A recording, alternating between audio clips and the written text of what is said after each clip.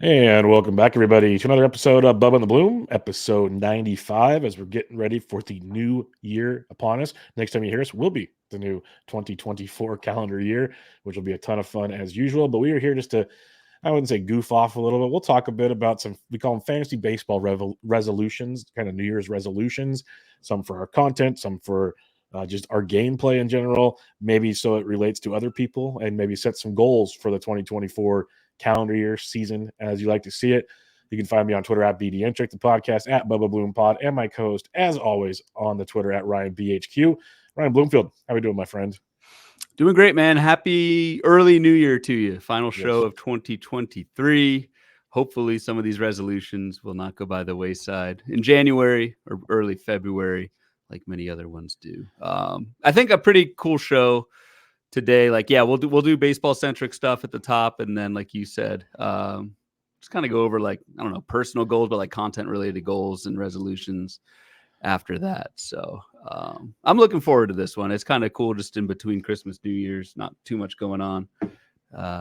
Just do some off topic stuff. Well, it's fun for me because it's a combination of it's different than what we do every episode, basically, give or take, just like focus on players and everything. And it's also kind of gives listeners behind the curtains of what we do and kind of how we want to do things. And in reality, they Yeah. can help with some of this. And that's like, and let them know also, like when it comes to the gameplay aspect, you're not alone. Here we are. And then on the content side of it, listeners, you're very much a part of us making this happen. So it's kind of a double-edged sword, I guess, to let you behind the curtain. But hey, we do it to get some help from you, maybe. We may intertwine and weave in some shilling for rates and reviews of podcasts and that sort of thing as part of our podcast goals for 2024. It may happen. I don't know. May not. It may. We shall see. But all right, let's have some fun with this, and we'll start with the. We each have 5 resolutions for the fantasy baseball gameplay aspect of it. Like, how do we want to finish the season? How do we want to be better as a fantasy player? So this is more the fantasy player side of things. So Ryan, we'll start with you. What is your first New Year's resolution? It is to get, I know folks listening can't, it is to stay off of this app for certain things, this MLB app, when I'm tracking games. So my first resolution, I said this last year and I was not very good at it. So I'm going to double down on it this year.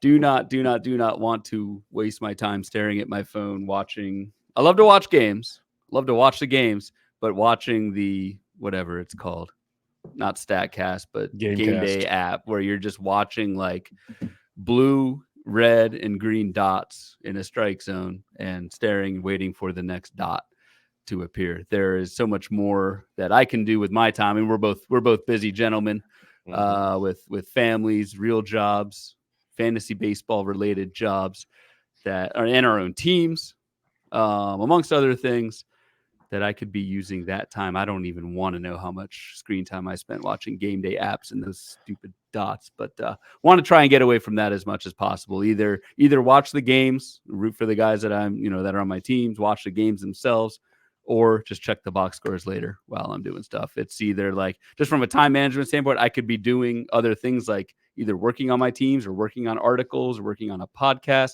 or just being more present around the family as well. So I like how that was like for fourth all on those the, like how reasons. that was fourth on the list. It was down a little bit, but I had to include it. That's good. No, we're all guilty of it. We get glued to that thing. Do Come you? baseball Do season. you? I don't know if that's a me thing. Like, how often are you watching those damn dots? It depends on the night. I'll be honest. Like, there's certain nights that I'm not as caring as much about it. My problem is I play DFS, so I'm glued to a lot of it just because the ups and downs of it all. I try to wait until at least the kids are in bed before I get to it, or the kid is in bed before I get to it. But I'll be honest, not always the case. I'm very guilty of it. It's something that I know I probably won't be better at this year, so I'm not even going to throw it on the list. I guess just the You didn't put reality it of on. it. Hey, at least you're honest with yourself. That's one of those though. I didn't put it on my list, but I've been trying to do more. Is I set the like my iPhone to the nighttime mode, so I don't get notified of things unless like you're on my special list, basically to notify me. So I don't see anything to distract me for a little while. That's one of my things. Like if I'm writing an article, because if I start getting like Twitter alerts or emails, or I'll check each one as they go. because I just get like glued into it. Where if I turn it off so I don't see it, and I come back and there's all these alerts, cool, we're done, game on, that's fine. But at least I got my stuff done. So it's a roundabout way what you're talking about. It's just something I started to do recently because I like when I wrote for the Black Book, I had to turn my phone off basically because I knew I would like I just need to stay focused, bang it out, do my thing, and it helps so much more on content production side of things for sure. Yep, exactly. Like even while we record right now, I have it on silent just in case, if I get if someone important has to text me, at least I can read it real quick, see what's going on. But otherwise, the other stuff can wait, is the way I look at it. I like it. I like it. I will surely break that resolution in mid-April, but hey, I'm trying. I'm lying to myself, but at least you're honest with yourself. At least you could say cut back. That's one thing. You said no more watching. Cut back is the approach to take. Because with a lot of my resolutions, as we're going to find out, most of them they're either way too crazy and like out and like we're looking for like the 1 percentile finish here, or they're more just kind of like basic Bubba, get your stuff together. That's kind of what it is type things. So my first one. And people might make fun of expert leagues and all that stuff, but if you guys remember kind of the grind towards last season and how I barely lost Tout Wars, and that was my third full season in my 12-team league, which will now be 15 this season, which makes it even a new aspect and challenge to it. My first resolution is to win Tout Wars, not just DFS. I won that last year. It was a very cool thing, but I want to win the Tout Wars league that I'm in. And in doing so, I want it to be like kind of like, hey, he did well here. Let's get an invite to labor. So I'm kind of parlaying this thing in because I think labor would be fun. I would only be able to do the online draft. There's only one of those, I believe, and I know someone else that's in that draft, so that would make things a whole lot of fun as well for this show especially. So that's kind of my goal is to win Tout Wars, the league, not the DFS. I'd love to win both. Double dip would have been cool, but and parlay that into an invite for labor. So that's kind of my plans there. Double dip would have been cool. I don't want to say lost Tout Wars because like finishing second or third, whatever you finished, I still think that's an accomplishment. Or like half a point at the end. And on the last, not even the last day, but like the last half hour. Yeah. Right. Yeah. It was at the end. Very not to that's fine. To twist that knife, but the worst ones were the ones that I lost money on. At least there's no money involved there. That would have really stung. Yep. Good goal. I have not. I have won labor. I have not won labor this year. Second in tout. So I would share that goal. Also won the DFS a few years ago. Yes, you did. I believe 2 out of the last 3 seasons are on this show. That's right. Yep. Shelly was 3 years ago. Shelly were straight between us and you, my friend, this year. It just sounds like the young guns are coming for the old file there in the DFS tout world. The DFS one is a big one. I mean, that's a big part of what you do. So yeah. So and for those that know, like, I actually think Tout Wars does this really, really well. The Tout Wars DFS, it's a season-long league with like weekly DFS throughout, and you basically total things up throughout the season. There's more nuance to it, but I think it's a really cool way to do DFS. If you want to set up a league with your buddies or whatever, Todd Zola manages it. Does a little bit of manual work in terms of like keeping track of throughout the season, but doing I think we do every Tuesday night, some Fridays, Tuesday nights usually. Every week throughout the season, and kind of do a little playoff. So it's a cool way to do it. If anyone has questions on how to do that, or at least the details of the setup, hit us up. For sure. What is your second resolution? What is my second resolution? I wrote all these down. I have them in front of me because I print things out. All right. Second resolution. Spend time fine-tuning my in-season process, which is probably everyone's resolution. But the big part of it for me is to do it during draft season, which sounds a little weird. But like we all say we want to improve our process. And I think that's super important in season with Fab and things like that. But if you're like me, once the season starts, it's balls to the wall. We're going, and you don't have that time to kind of analyze your process when the season starts. And so like during draft season, I know we all want to draft and do that. We still can, but I think we need to spend some time, January, February, kind of go over your in-season process. How are you? What's your and you'll talk about Fab in a little bit. I don't want to do your thunder, but what's your, how are you getting free agents for your league? How are you prioritizing bids? How are you doing your drops? The more you can kind of fine tune and streamline that process, the better. Again, we all know that, but I think if you spend time analyzing and reviewing that in January, February, when you actually have time to do it before the season starts, I think that's just as valuable as doing, if not more valuable than doing like draft prep for your, in our case, for your 8th draft of the offseason. 8th draft. Yes, that is probably correct there 9th, based on 10th. Based on what we're doing, probably accurate. Yeah, no, it's similar to what my second one will be. I'm with you. It's something we talked about, I think, in our like lessons learned. That's why some of these might cross over quite a bit, but that's the point of learning and then making it better for the next season. I think we both talked about just our process in general. And there is a lot to using the off season to fine tune the in season part. It's a great point because A, we're busy, like you said, and B, it's a lot easier to kind of look from the outside and like the macro approach to kind of get the micro inputs by the end of it. And you have more time to do it, and it's little things like we've talked about. I mentioned just hearing like Jenny Butler keeps a journal of her fab each week. That's something I don't know how detailed I want to be in that, but something I want to do because at least it gives you an idea like what you're doing and why. And that's just like that's an in-season process thing I'm interested in. But to more to what you're saying, yeah, there's a lot to that, and I'm very interested in that. And that kind of leads to my second one, and that's being more efficient in NFBC fab. Part of my problem is though, is I play in 12-team leagues, so if you can figure out the efficiencies there, that's awesome. Rob McCabe has made some great strides in finding things there, but I think we've all admitted many times that the 12-team deal is a little bit tricky when it comes to fab. I will be in more 15s, it looks like, this year based on auctions, tout, TGFBI, stuff like that. So I'll have more 15s than usual, per se. But I need to become more efficient in the fab process and just more efficient in my time used to do fab. That's kind of the double-edged sword to that is we joke about, like Toby always talking about, well, once the kids are in bed on Saturday night, like at 9 o'clock, 10 o'clock, he does it till like 2 or 3 in the morning each week. I ain't doing that. As a single dad, the weekend is my time to either go have a great time or sleep. That's my world. And so I'm not spending all Saturday night doing fab. So is it throughout the week doing things like I remember Matt Modica used to talk about as the week went on, just put like a $1 bid in on guys that you're curious about. So at least come, Saturday or Sunday, whenever you do your heavy fab, you already have these guys there. You could cross them off, increase your bids, so on and so forth. Stuff along that lines. And, it can go deeper. We've talked about fab before, like matchups, first half of the week, second half of the week. There's so many factors to it that I need to do a better job at. I'm very acknowledgement of that. And don't be afraid to use the tools that are at our fingertips is a big thing to it. So I need to find a way to kind of incorporate all the things I like to use because there's so much great content out there, kind of figure that out and do it all in a time sufficient way.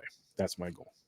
And a couple things to kind of follow up on that I think we can do as part of the show. I just put a note in our Google Doc. Why don't we do like a February, March fab process show? That'll kind of hold our own feet to the fire, but also get listeners thinking about that stuff, to what I was just saying, kind of before the season starts. Another thing we're talking about doing in season, who knows what we'll end up on. Our Thursday night show last year, or really the last 2 years, was like a weekend look ahead. We're toying with the idea of, instead of that, doing like an early fab preview for the following week. And listeners out there, like, let us know what would be most helpful for you guys. But if we do decide to do that Thursday night kind of fab preview for the following week, I know selfishly that'll help us kickstart that thought process for next year. So I don't know, just a couple things that going through my head while we were both kind of saying that. And it helps this year because we'll have 2 episodes every week. So that Thursday episode could be more inclined to the future. So it definitely helps for that as well. Exactly. We could shift the boards to here. We're planning our 2024 on a live podcast, but this is kind of how the sausage. A little behind the scenes, folks. Yeah. A little behind the scenes here. Maybe we'll do news and Bloom boards Tuesday night and then fab preview Thursday. We got time. Yes, we do. Nothing but time. It's only going to be January very soon. What's your third fantasy related resolution? All right. I'm going to try and break a 3-year running tradition of not having an early starting pitcher totally destroy my bigger teams. In 2021, it was Luis Castillo, who really was first half Luis Castillo, who just totally, I don't know if you guys remember that, but I think Luis Castillo, who has been really good like every year, except for 2021 in that first half when he just nuked ratios. It was 2021 for Castillo for me. In 2022, it was Trevor Rogers. And then last year it was Lance Lynn. So my New Year's resolution, don't know how I'm going to do it, but I need to avoid that early round starting pitcher that just destroys your ratios, and it's just so hard to come back from. I guess we both dodged Alek Manoah a little bit, but anyone who had Alek Manoah on their teams last year would know this. It's just really hard to get in that hole, especially in 15-team leagues where the replacement level is nothing. You have to keep throwing those guys out there. And we talked about this on our starting pitcher episode. Bubba, you made like a really good point. Like as we were going through our 2023 review of starting pitchers, it was like by preseason ADP, this guy was great. Next guy sucked. This guy was great. Next guy sucked. So much depended on those early season starting pitcher choices. I need to not nail it, but not get like destroyed by my SP1 or 2. I guess the question I would have, which you don't have to answer now, will probably come to fruition as we, go on in our SP previews and everything, is how do you figure that out? Because like you said, I made the point when we did our reviews, but going into the season, I'm pretty sure we could all sat down for a majority of those and said, yeah, I could see the reason to like both those guys. Like that's why they were drafted next to each other. Now, sure, there's certain guys we talked about where both of us already know we want one A or B. That's clear. A or B might be wrong. That's just the reality of it. And that's, I guess, the hardest part is I totally understand what you're saying, and I'm intrigued to see how that goes. It's just what's the formula to figure that out? That's the question I have, and I don't know if there is a formula per se. There are some very smart people that put an insane amount of time into this and can maybe give you a list of reasons on both sides of it, but that still doesn't mean they're not going to show up in 2024 and pitch the same. So it's a very interesting situation. Yeah, especially because at least in these, I mean, for these examples, it was like different things each year. Like Luis Castillo, he was really good before 2021. He's been really good since. Like, yep. Did I just pick the wrong year? Trevor Rogers did not have a track record in 2022. He was coming off like one good year, and the skills look great, but I decided to kind of go all in on that one big year. Lance Lynn, I don't know what the lesson learned was there. Like maybe old, fastball centric with a pitch clock kind of a thing. I don't know, but you're right. There's not an easy answer to fix it. Yeah. My next one, and I'll let it kind of leads into Ryan's fourth one as well. So we'll get to that in a minute. But I want to cash in at least one of the auctions. We've talked about auctions a lot already this season. I did a Bench with Bubba show with Lucas about auctions. It got us really juiced up to jump in an auction. Like our buddy Ben Ted is there's a bunch of people that are interested in it. Some have played before, some haven't. Ryan and I haven't really done the NFBC auctions. So it's kind of they sound amazing. Want to try them out. I'll let Ryan talk about one of them. I'm going to play in 3 essentially, because I want to do 2 online auction championships through the NFBC. And there's one other one I want to do through the NFBC as well. And my goal is to cash in at least one of those, preferably one of the first 2 I mentioned. That'd be kind of a different thing, but if money's money, I'll cash in any of them. That's cool. But I just want to do that because, I've done snake drafts my whole life. I've had good success. I've had bad success, like we all have. But I've never done the auction. So I want to see if I can, put together a squad that is not going to need massive help through FAB throughout the year before injuries take place. I want to know if I can make the auction thing work, basically. And in cashing, that usually made it work. Now, obviously, like even Lucas said, the draft is one thing. The FAB takes about half the season's worth as well. So there's a lot to that. Goes back to my earlier part about being better in the FAB process of life of the NFBC. But I like to cash in at least one auction on the NFBC this season out of my 3. I might make a 4th, so I'm not going to pretend. I only want to do 3. I only want to do 3, but I'm not going to. I've already looked at the 3 packs. I'm not going to deny that, but I'm going to do at least 3, and I want to cash in at least 1. So that's my goal. It is funny.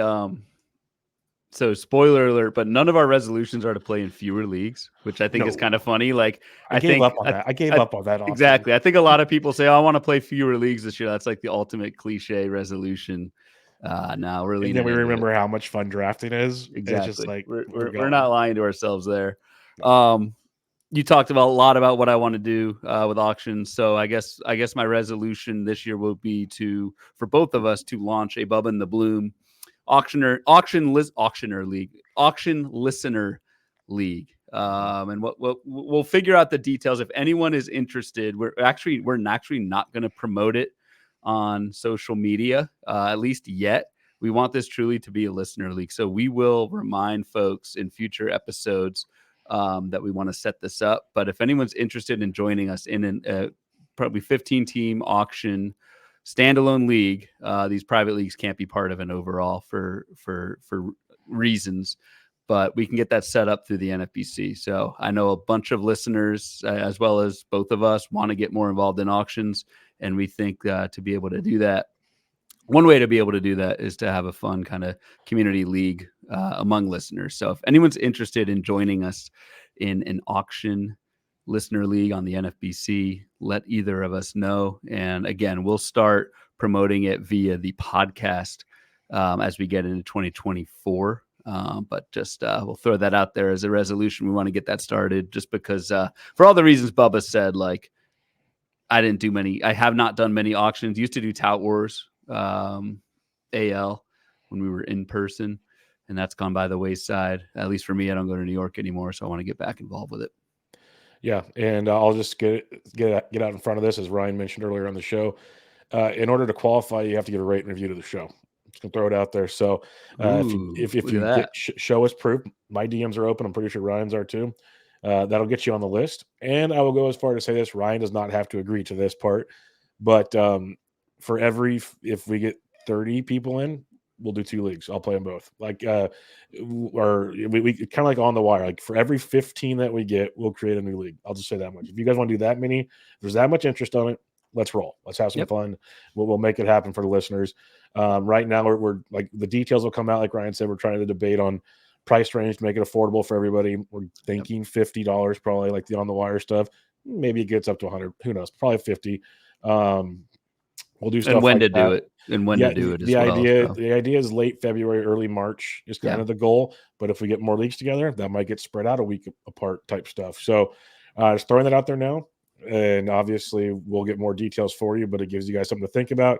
If you are interested in it, get the rate and review. We'll put you on the list. Every 15, we'll start a new league, and we'll have some fun with it.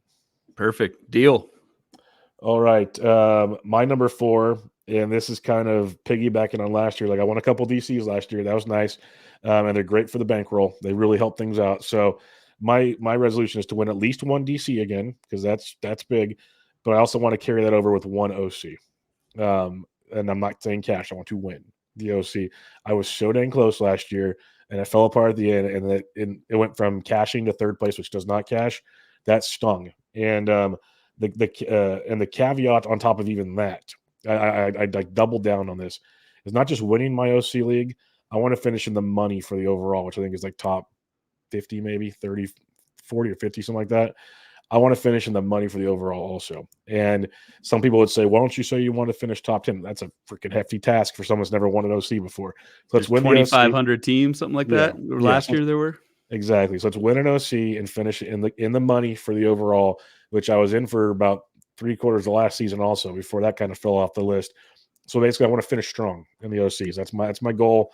So DC, OC, and then an OC overall cash is the goal in that regards.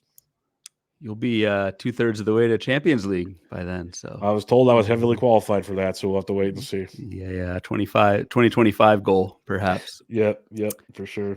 All right, more roster construction side. For me, my resolution is to draft 2 closers everywhere and not have to worry about them, in theory, in Fab throughout the year. This is not a novel idea, but I am thinking back to my labor mixed team that won this year. I drafted Emmanuel Classe, actually, and Carlos Esteves, and did not have to worry or even fab a single closer all year, and it felt incredible. So I want to recapture that feeling. So I'm going to prioritize not only one. I think the common is like get 1 early closer and wait on your second one. I want to get 2 and just be done with it.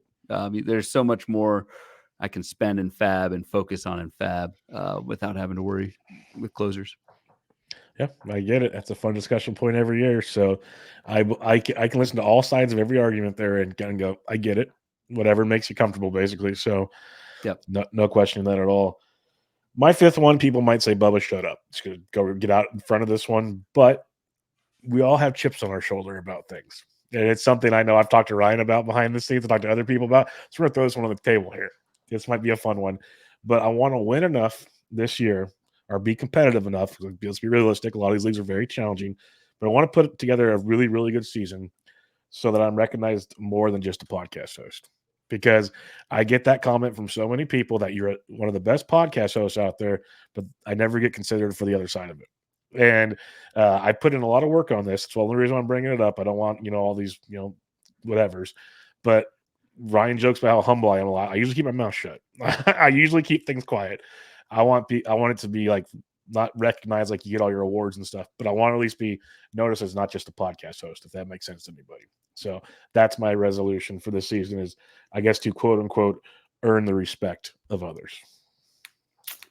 Novel goal. I like it. That's one of the things that I feel, and we've talked about this, but with this show, you're really not a host. And what this show at least does, because you are known in Bench with Bubba, you have guests on all the time and you're interviewing them. This gives you that outlet to, this is pretty much a 50-50 deal where, yes, you do the intro, outro, that sort of thing, because that comes natural to you. It does not come natural to me. I'll tell you that. But this show at least gives you, from the podcast side, I know you've got your Substack and that sort of thing we'll talk about in a little bit. But this at least gives you that outlet to not just be a host, but give your side of the analysis. I think we split that up pretty well between us. Nope. One of the many, many reasons I enjoy this show. So definitely something there. We'll see how that goes in 2024 for me, not the show, but for me. Now we'll flip it a bit here. 5 resolutions on the fantasy content side of things. And this definitely is more where the listeners come into play here. You guys got a little nugget in the early part about the listener league and stuff. That's fun. So if you're still listening, this is a lot for you guys. So Ryan, what's your first bit of fantasy content resolutions? I just want to keep growing this thing. So the big step that we took, not only just we made it through another year in 2023 together. We missed I think 2 episodes all year, something like that. One of them I know was my bad because of this bad boy behind me, this Masters. Let it slide. This Masters trip that I took in early April. But not only did we consistently record every Thursday night, pretty much, with all that is going on in our lives, but we doubled down and went twice a week at the end of the year. And so obviously keep that going forward. But to actually put numbers on this and give you guys a little peek behind the curtain, want to get to 1,000 downloads per episode, which I know we're not one of the big boys. That may not sound like a lot to us. I think that's a lot. Right now we're at about 500 per episode, and Bubba runs all that, so we can give a little more history on the details and that sort of thing. We used to be a lot more when we were under Bench with Bubba, right? And then we kind of spun off and started this own show, and quite honestly, our numbers, I don't want to say tanked, but they went pretty low. They plummeted as people found the show and this sort of thing. So we're back up to about 500, and I'd love to be able to get to 1,000 downloads per episode, just as a thing. So it's my resolution. To piggyback on what Ryan was saying is, when we were under the Bench with Bubba umbrella, we were getting close to 1,000 an episode. We had a few that went over, so I'm just below. It was pretty good. And I know people probably don't care about numbers, but it's a big deal to us because it's like people are listening, people care type thing. It sounds silly, but that's what it is. When we branched off to our own feed, a lot of people lost us. And I had many people out the gate asking, where do I find it? Stuff like that. So that's growing again. So that's why the goal of getting back to 1,000 is a pretty reasonable task. The other reason why 1,000 is a fun number for those that don't know the behind the scenes of the podcast world, especially baseball podcasts, not that many shows do that. I don't care what people want to say. I talk to some pretty privy people and things. 1,000 is a really good number, like a really, really good number. If you can do it, like there's Sleeper in the Bust, they're the gods. There's Pitcherless, they're really awesome. There's a few others, Tool Shed, and some others. Yeah, Rates and Barrels up there. Rates and Barrels, of course. But what do some of those have in common? The big industries behind, like Tool Shed's one of the few actually that is on their own, which is impressive. And that's a dynasty side of things. Maybe we can be the non-dynasty side of it. That's kind of the goal behind it. And if we can get into that conversation consistently, that'd be pretty awesome. Again, these are our resolutions, why it's very us-centric.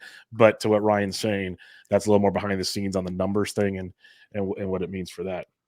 And there's also I do want to say it's more than just a number, because I think we can get there, because the folks that do, you guys that do listen to us every week, this year the engagement has been really fun. Yeah. People comment throughout the shows. People respond on Twitter to things we're doing. We get DMs. I won't say all the time, but just saying like, listen to the pod, enjoy it, yada, yada. I feel like we've got a really good base and we just want to, we want to grow that out. So For sure. My first one is to become better in the video aspect of content. I do podcasting, obviously. The video stuff's pretty simple for me. It's StreamYard, go straight to YouTube, there and there. I'd like to do even more with that. There's so many things on StreamYard I can do differently. I'd like to be able to do little snippets like Ryan does so quickly. And they're probably very simple to do. I just haven't put the time in to figure that out. But little things like that, I'd like to become more involved in the video side of it. Like Curlin does some awesome things with animations and stuff. I'd love to be able to do all that. Now, again, this comes to time commitments. We've talked about that, is the busyness of life. So that's why I didn't put all the other things I'd like to be able to be good at someday. But video content, I think, is something I can at least gain a little traction on going in this season. That's something I want to do more of, is more the video side of things. And you've got the face for video, so Oh, that is flattering, because I was told I have a face for radio, but I appreciate it. I may or may not be joking, but yeah, it's early on this recording day, so I don't know what's in that cup today, but congratulations. Cheers. Happy New Year. Salute. Yeah. No, go ahead. No, I was going to just go to your second one unless you had something to add on to that. No, I am just, despite me being able to clip things out of StreamYard, it is pretty simple. I have not really done anything in video. It's Curlin can probably say more than it. I think to get really good at it, it's definitely a time investment. It's a commitment. And commitment to get good at it and make it engaging and that sort of thing. So definitely something that I think takes time, but I think if you want to put the time in, I think you definitely do it. So for me, in terms of content, so I want to shape, I try and do this. We talk about this a lot behind the scenes, but want to keep the forefront in my mind. We spend so much time on this. We're like the 1% of people that spend so much time on fantasy baseball. And at least for me, I almost think certain things are like assumed by listeners. And that's a lot of times that's not the case. So I want to keep on the forefront of what we say, the topics we cover, the depth, is to make that as helpful as possible to the casual player, as opposed to like trying to, I don't know, quote unquote, impress other people in the industry, that sort of thing. An example of this that we just did in the draft and hold, this really stuck out to me, was we were doing the draft and hold episode about, I don't know, a week or two ago. And I just remember like talking through the actual draft room of NFBC. And it's like people who are NFBC veterans and that sort of thing, like this is common knowledge. But I remember mentioning the roster grid, like that little icon in the top right of the draft room. And it's like, I almost didn't even mention that because it's like, oh, of course that's there and yada, yada. I got a few comments from listeners that were like, whoa, I didn't even know that was there. Like, I, appreciate that. And they use it now. Like that's a specific example of like just trying to, I don't know, not stay up like over the heads of folks. Keep it casual. Keep it so I'm not like assuming people know everything and cater what we're talking about to that. So probably didn't say that too well, but that example of the roster grid is what I'm talking about. Sometimes the best method in life is the KISS method. Keep it simple, stupid, because there are so many things that all of us can learn from. And it's the old joke, if you're not learning something each day, then you're not doing the day right type thing. So you never know what there is out there that you might know that someone else doesn't, and vice versa. Definitely an angle to go to. Here's another selfish one for me. It's not really show related, but it could, because I actually plug the show a lot when I do it, is grow. I started a Substack this year because I kind of wanted to do my own thing at my own pace when I have time to do it, which I really enjoy doing. Talked with a bunch of people, or a handful of people before I did it about it, like Brendan Tuma, who has his Substack. Talked to my GTE buddies who we aren't doing GTE this year, and many others. I want to grow my Substack to at least 1,000 viewers. It's already gone up over 200 in the first month, so that's pretty awesome. And we haven't even got the content train really rolling. So it sounds silly, but I want to get out there, and in a roundabout way, that kind of goes to if I can get that growing, we get the podcast growing, maybe I won't get recognized as a host thing. It all kind of goes together. And so yeah, the Substack over 1,000, and it's free. Some people have donated. You guys are amazing. Like, you don't have to. If you want to, awesome. But it's 100% free. So that's my thing, and I'll just kind of plug things in articles here and there. And I got to listen to things I want to do. If I have time, I'll put them out there. That's the beauty of it. But I want to grow the Substack to over 1,000 followers by the end of the season. You know, who's not a subscriber to your Substack? That's because I don't have friends. It's okay. I'm not. Oh, I don't even subscribe to your damn thing. You don't need to. We gotta change that. No, I don't even have. While you were saying that, I was seeing if I even have a Substack account, and I don't. So there's a lot of good stuff over there. There's probably a lot more like me where I read your posts, but with Substack, you don't have to subscribe. All you have to, you can click like, I don't know, continue reading or something. The one thing I'll suggest, if you subscribe, it gets emailed to you the second I post it. So you don't have to even look for it anywhere. That's the beauty of it. And that's just me. That's just because I enjoy it when I have other people I subscribe to. I have a golf one. I have some other ones. I get emails right away, or the Substack app's friendly. Just another shameful plug, but shameless plug. But yeah. You will get one more subscriber. Sweet. Moving up the list. Moving up the list. It looks like I have to freaking. Yeah, I don't even have an account, so I'll do that after the show. Later. No worries. You'll get one more closer to your goal there, my man. We're getting there slowly but surely. Yeah. My next one, this kind of dovetails into what I was saying last time about catering to more kind of casual players and not assuming everything is there, but folks that listen to me, I play mostly in 15-team leagues, and so I want to this year dive more into 12-team formats. So I'm probably going to do a few online championships on the NFBC, and as well do a few, or at least one of listener league for On the Wire, Bubba, which you mentioned earlier. But our friends Kevin Hastings and Adam Howe, they run a great podcast themselves, so check them out there. But they also run 12-team listener league. So just want to get back into the 12-team side of things. I think that just makes, like, from a mindset, from a player pool knowledge kind of a thing, I think that'll make me a better content producer, just because I'm so used to 15-team leagues, and that's not what most people play. So I need to align what I play. I'm still going to do my 15-teamers, labor, tout, TGFBI, that sort of thing, WRF. But I definitely want to do some 12-teamers just to kind of get more with the people and not just do these 15-teamers that are too deep. Yep, 100% with you on that one. The way you said that, I almost feel like there's another resolution I didn't even put down here, but we'll talk about that some other time. Basically, you mentioned the content, like maybe we don't. And one thing I'll say is probably why we didn't put it on here. At least I don't think you did either. No. We've said it many times on the show. We're not trying to be NFBC only. We just love the platform to play on. So just remember that if you have questions for other formats, bring that on. It's the best ADP you'll find. So it makes great for preseason, and the platform's phenomenal. That's just the basics of it all. And that's why we're also trying to do listener leagues that are affordable. So you guys can try the platforms out. That's why On the Wire does it. They're super cheap, super cheap for some. Let me just clarify that. But it's affordable compared to when you walk into the lobby and see, $350, $750, all those things. Mm-hmm. That's steep, especially for your first time. So just want to bring that up there. Agreed. Yep, for sure. Good point. Yeah. I just want to remind people we're not trying to be the elitist of the elite type thing. My third resolution will be, and this kind of coincides with Ryan's first one, is to have a consistent top 5 fantasy baseball podcast. And I say this in the fact that I've been up there before. When things are running good, you get up there.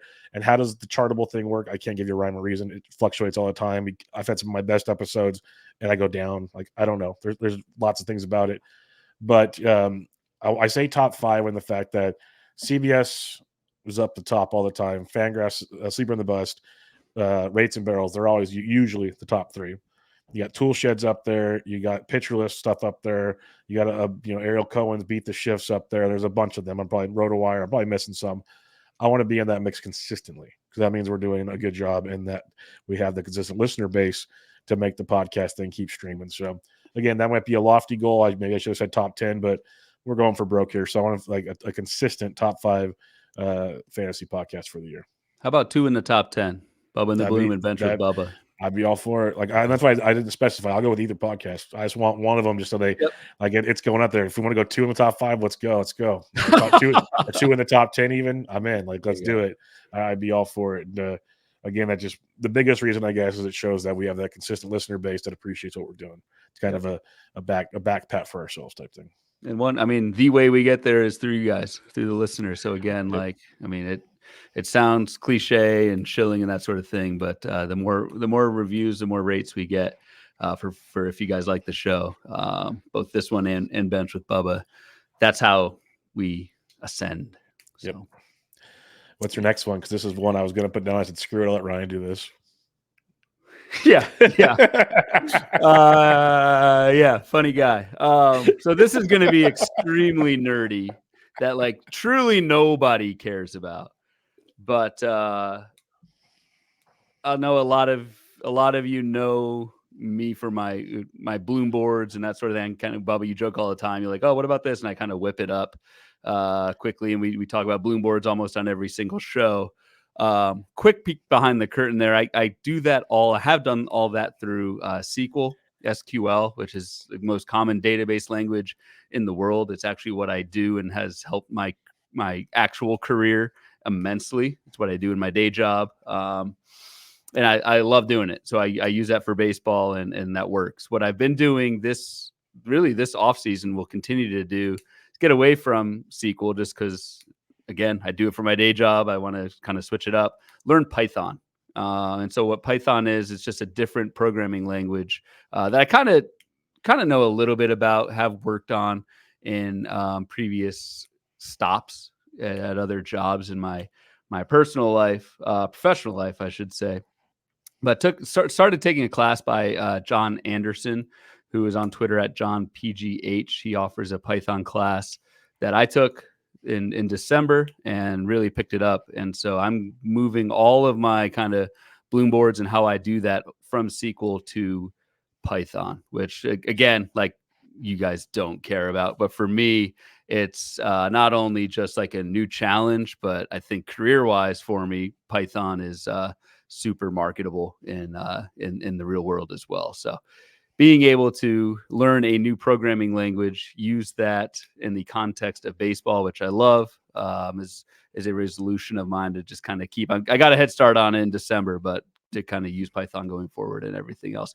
There is like, and what people might care about with Python, it's you can do some really cool stuff in terms of like grabbing data from MLB Stats API. So we could do like, I don't know, we could pull future schedules, probable pitchers, all that stuff gets pulled straight from MLB's API. With Python, you can do that. So I would expect, if I continue to get good at it, like in 2024, a lot of the boards and graphs and stuff will actually get better. There's a lot more I can do with it. So that seems like stuff that might be helpful for a Fab show on Thursday nights. So it sounds like to me. Those wheels have been turning already.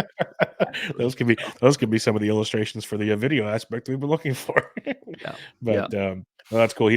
John does a lot of stuff on the Python stuff. I know he's worked with Curlin a lot on a lot of the charts that Curlin does and whatnot. And Curlin's done a lot of the Python classes with him as well. So that's something I would love to do. I just know I got to pick my battles, and that goes to I guess I'll jump to my fifth resolution because it kind of goes tongue in cheek with that, and I'll go backwards to 4.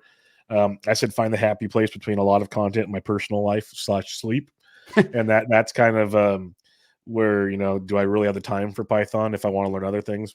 Probably not. We'll see, but it's one of those, like, maybe next year, or maybe take a baby step approach and learn a little bit of a time instead of going all in, that type of thing.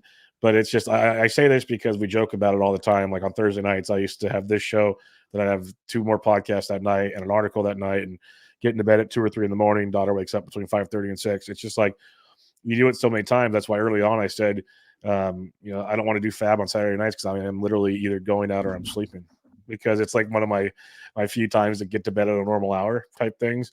And I think I need to find the balance. I know I've talked with Ryan and others about it. Like for the upcoming season, I've been offered a lot of cool things, and it's awesome. Like it's nice to have options to have so many pieces of the content puzzle, but it's just a matter of what's best for me and what's best for everything else. And that's one thing I know this isn't really, I guess, a resolution, is trying to figure it out. Even so, it's not really, I'm not giving the answer of what I want to do, but I need to find a better way to do it. I say that now. I'll probably take on more stuff like usual, but that's the goal for now. It's important to not just baseball wise, but Don't get too aggressive with all these goals and that sort of thing. Because yeah, I want to learn video. Yeah, I want to learn SQL, Python. I want to finish first in all my leagues. Like you're just one person with 24 hours a day, and you need a break sometimes too. So I get it. All right, what's your final one? And yes, you would consistently throughout the season have 2 more podcasts to record after ours at 10 o'clock p.m. Pacific time on the West Coast. So yeah. Last goal, it's funny, like I haven't even mentioned this throughout the entire show, but like I have been with Baseball HQ. I think this 2024 will be my 13th year with HQ, and I write a speculator column and a fab article. So I do in season 2 articles a week there, and really my resolution is keep on keeping on there. I mean, that's my, that's like my priority is to do that with HQ, and I've been doing it forever and I love it. The one trap I kind of fall in sometimes is, especially with like the speculator, fall into the trap of like the same topics year to year. And yes, it's a new year, new names, that sort of thing, but go out and branch out a little bit more and try and find some more new topics to write about with the speculator. So that would be a final resolution for me. It's crazy. It's been 13 years, but it's pretty awesome though. Like I joke aside, everyone thinks, I only do it because Ryan's, a friend and everything. But I tell him like you're one of the few articles I consistently read every week because it's the speculator stuff brings some interesting things to life. Let's put it that way. And that's why it's, the name of the fantasy game most of the time is speculating. That's just the reality of it. Oh yeah. That's how you have to do. So it's very interesting to see things that way. Like there's a lot of great content out there I read from time to time. There isn't a ton just because we go back to finding the happy place between time to read everything. It's just the reality of it. So that's where it is a very, very good one. So definitely looking forward to that. My 5th one, I guess now, and so I switched it around, but it kind of again goes tongue in cheek with the top 5, top 10 podcast downloads, and this is kind of a joke / serious thing just because of years past situations. I'd like to be nominated for a podcast by the FSWA. It's never happened, and I think just a little shout out. Come on. I think between our show and then my Bench with Bubba show, I think it's some pretty damn good content. I know I'm biased, but our listeners, it's funny each year. I'll get a lot of messages like on the timeline or why wasn't your show nominated? Why wasn't your guys' show nominated? Stuff like that. And that actually feels better, honestly, than the nomination itself. I'll be honest, just because people care that much. It would just be nice because it puts you in that arena with the other guys. It's noticed type thing. So it goes back to a lot of the things, I just want to be recognized for this, that we're all vain one way or another in life. Maybe not some more vain than others, but we all want to get our flowers too, type thing. And that's just one way to get them. So just throwing that out there as the last one. Most of these are kind of unattainable goals. Some I can do myself. Some of them need a little help from other people. So to say, I don't know. Yeah. What would you do to get that FSW? I'm not sure how much we could do aside from some cash under the table. Not that we would ever condone such all that money we bring in here. Yep. Yeah. The podcast budget, laundering that into the FSWA. But no, it would be cool to. It'd just be cool to be in that conversation. Yep. So. Yep. All right, that'll wrap us up with our final episode of the 2024 or 2023 calendar year. I'm already screwing it up as we're getting into 2024. So what are your final thoughts? Anything you'd like to say to the listeners as we wrap things up? No, it's Happy New Year out there. It's actually interesting. You just said episode 95. We'll hit episode 100 sometime early January, so mid-January, which will be really cool. Yeah, Happy New Year. Stay safe, everybody. Uber, please, if you can. Yes. And otherwise, enjoy New Year's, and we will be back. We'll probably so we won't do a January 2nd episode. Nope. But we'll be back on the 4th. I'll be on vacation. We'll be back on the 4th with something, and then position previews we will start that following Tuesday. So draft season has been here, but it is going to kick into super high gear on the flip side of 2024. So enjoy New Year's, rest up, because we've got some fun stuff coming this draft season. Yep, it's going to be awesome. Everybody, thanks for listening to us for a couple of years now, which has been pretty darn awesome.